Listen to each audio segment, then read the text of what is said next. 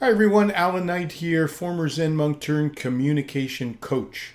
And today I would like to talk to you about the importance of having courage in your communication in the workplace.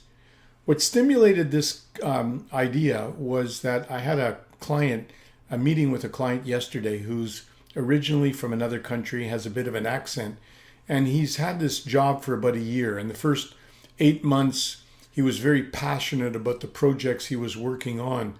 And then at some point, his management team took away those projects and gave them to somebody else.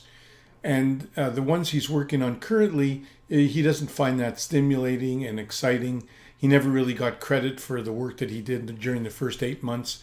And he was a little nervous about what they thought of him. He noticed that there were some layoffs.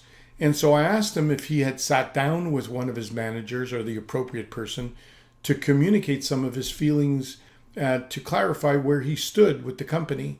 And he really was very afraid to do that. So on one hand, I asked him, do you feel you want to move on to another job and just quit?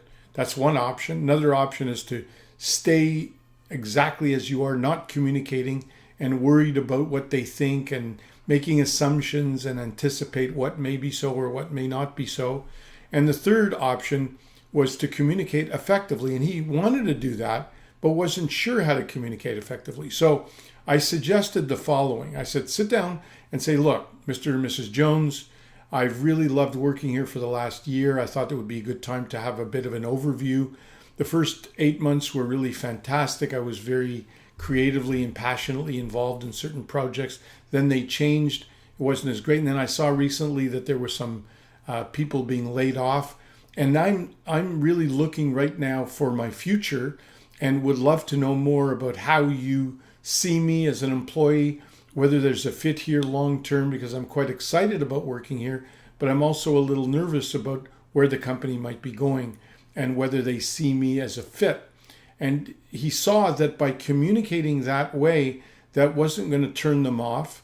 It was only going to make him feel better because he took the bull by the horns courageously and would communicate his thoughts and feelings in a constructive, not a destructive, critical way, and likely would garner respect from the people. And at the very least, he would get valuable information, because if they felt that he wasn't really going to fit in with the company's goals, then he knows where he stands and he makes his decisions and moves on sooner or later.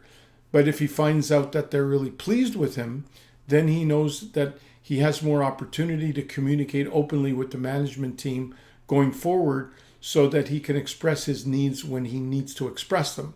So he was really excited about that communication, and that requires courage and it requires a little bit of creativity. And communication always is the key to success. Take care. We'll talk real soon.